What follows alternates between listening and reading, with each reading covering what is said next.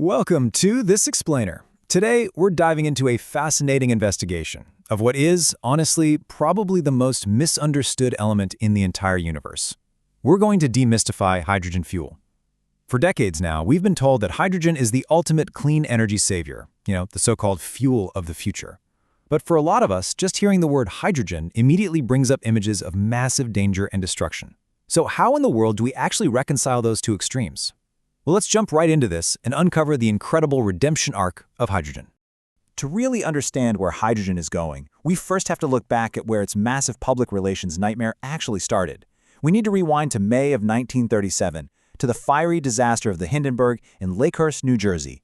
Now, this catastrophic event practically ended the golden age of passenger airships overnight. And for nearly a century since, the accepted narrative has just been that highly flammable hydrogen gas was the sole villain of this entire tragedy. But we have to ask, was the gas itself truly the culprit? Well, as we're about to see, the truth is actually a lot more complicated than that. Get ready for a huge plot twist. Years later, a NASA scientist named Addison Bain orchestrated this really in-depth investigation using actual salvaged fabric from the Hindenburg. And by examining the chemical fingerprint of the airship's outer skin, his team made a stunning discovery. The process used to seal that fabric contained incredibly combustible compounds. In fact, they were essentially the exact same materials used to make solid rocket fuel.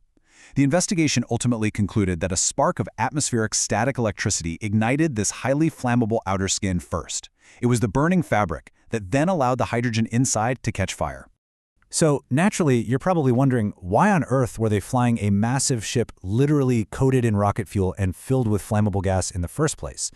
Well, the Hindenburg was actually designed to use completely safe, non-flammable helium. But the United States was the only supplier of helium at the time, and because of rising geopolitical tensions, they completely refused to export it. That basically forced the Zeppelin company's hand to use hydrogen instead. On top of that, the airship's brilliant designer, Hugo Eckener, strongly opposed using his Zeppelin for political theater. But the rising Nazi regime insisted on using the majestic ship, even painting massive swastikas on the tail fins for widespread propaganda. So really, it was this perfect, tragic storm of technical compromises and intense political pressure. Let's just step back for a quick second and look at the incredible centuries-long journey of hydrogen that led right up to that infamous disaster. Back in 1520, a scientist named Paracelsus first observed this weird, mysterious gas bubbling up when he dissolved metals in acid. Fast forward to 1766, and a brilliant British scientist, Henry Cavendish, finally isolated it. He called it inflammable air and noted how incredibly light it was. A few years later, in 1783, the legendary French chemist Antoine Lavoisier officially gave it a name. And for the next 150 years or so, humanity used this gas to literally explore the skies in balloons and zeppelins, right up until that tragic crash in 1937. And honestly, this brings us to the ultimate irony of our whole story today.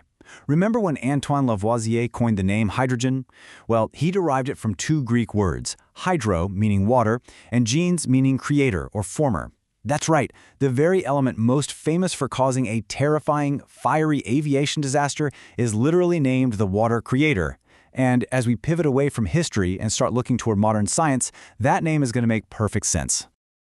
Science fiction writers are so often the best prophets of our future. Way back in 1874, Jules Verne wrote these incredibly visionary words in his novel, The Mysterious Island.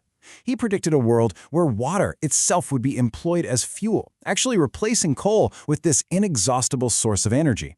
Now, that sounded like pure magic in the 19th century. But today, we are actively turning Verne's wild prophecy into a reality. Section 1. Combustion versus fuel cells. The mechanics. Let's get into it. To actually harness the power of this element today, we basically rely on two very distinct technologies. On one side, we have hydrogen internal combustion.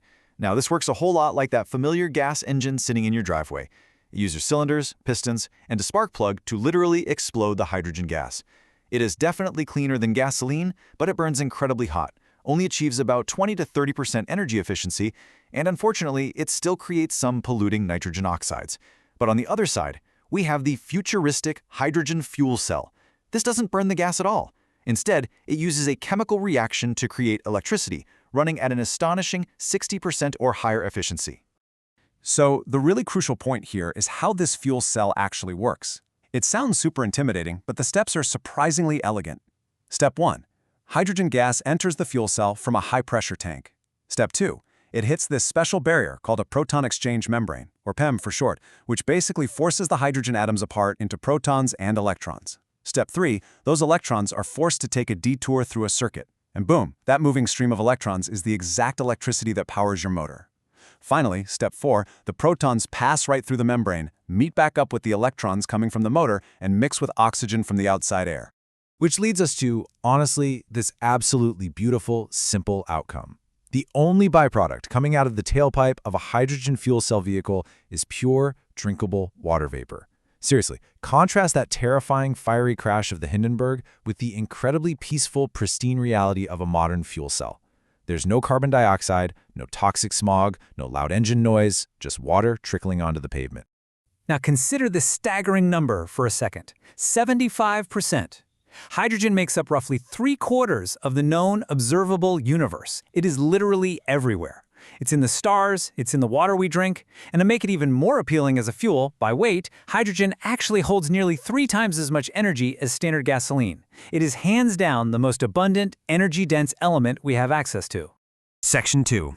Gray versus green hydrogen. The catch.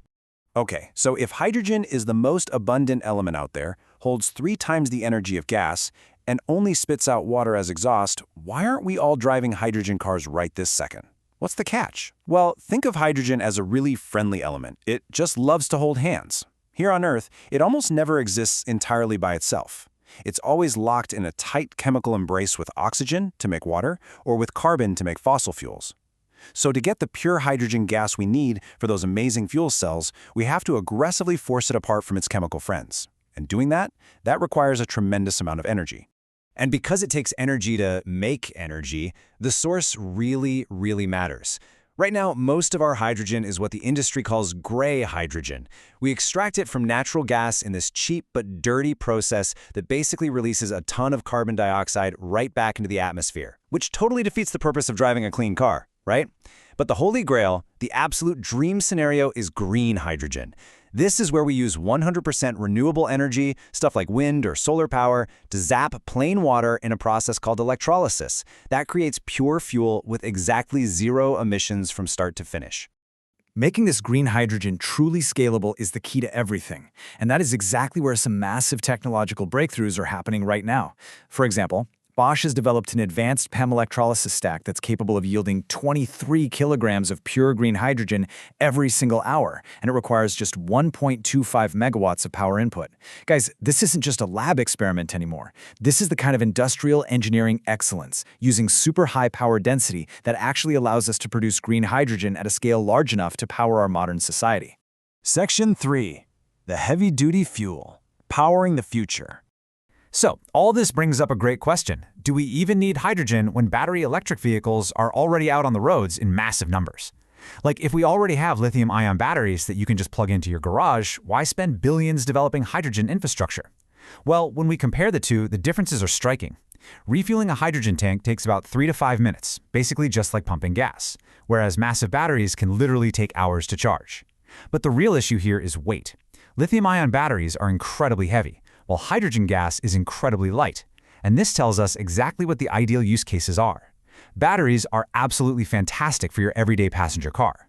But if you need to move truly massive amounts of weight over very long distances, batteries are simply a non-starter. And that brings us to the future. Listen, hydrogen isn't coming to steal the keys to your personal electric sedan. It's stepping in to do the heavy lifting that batteries physically cannot manage. Think about massive cargo ships crossing entire oceans. Think about commercial airplanes. Think about long-haul semi-trucks crossing the country, or industrial applications like forging steel that require really intense sustained heat. If you tried to load an ocean freighter or a jumbo jet with enough lithium batteries to cross the Atlantic, the vehicle literally becomes so heavy it practically can't even move its own weight. Hydrogen is the lightweight, heavy-duty muscle of the clean energy transition. Just think about this incredible journey from a terrifying spark-ignited disaster in the skies of New Jersey to a futuristic, totally silent fuel cell that exhausts nothing but pure drinking water. The journey of the water creator is easily one of the most incredible redemption arcs in the history of science. The technology is proven, the green production methods are scaling up as we speak, and the heavy-duty industries are waiting for it. So I'll leave you with this provocative thought. As the entire world races to leave fossil fuels behind, are we finally ready to enter the true age of hydrogen? Thanks so much for joining me on this explainer. Keep asking questions, keep learning, and I'll catch you next time.